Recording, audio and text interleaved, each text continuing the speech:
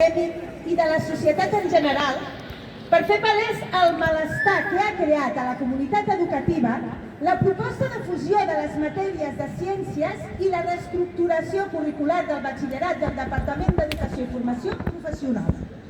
Els representants sindicals aquí presents expressem literalment el nostre total rebuig a aquesta proposta, ja que considerem que aquesta mesura suposa un nou retrocés en la qualitat educativa i un atac a l'especialització científica.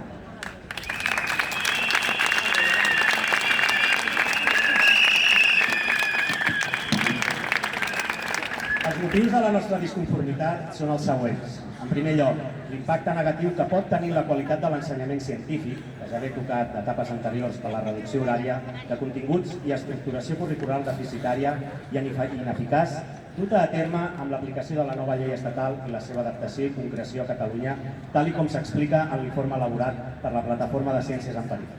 La nova proposta farà inviable una formació científica rigorosa i de qualitat per donar a l'alumnat els coneixements i les eines fonamentals de cara al seu futur acadèmic, professional i de progrés individual i social.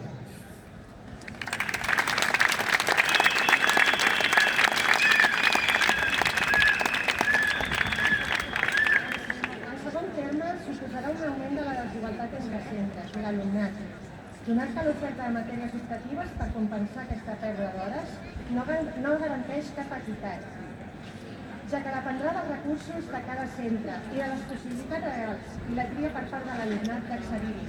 Això incrementarà la desigualtat educativa, amb l'alumnat que podrà accedir a una formació més completa en ciències i d'altres que veuran la seva formació minvada.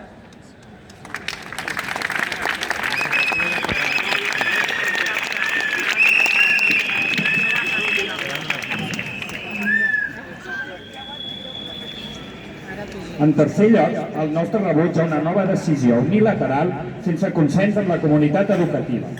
El Departament ha impulsat aquesta reforma sense escoltar les aportacions del professorat, dels sindicats i de les institucions científiques i acadèmiques. Qualsevol canvi curricular ha de ser fruit del diàleg i el consens, garantint que respectin les necessitats formatives de l'alumnat i les condicions laborals del professorat. Aquests són valors essencials per tenir un sistema educatiu democràtic, de qualitat i equitatiu, que desgraciadament hem anat perdent al llarg dels últims anys.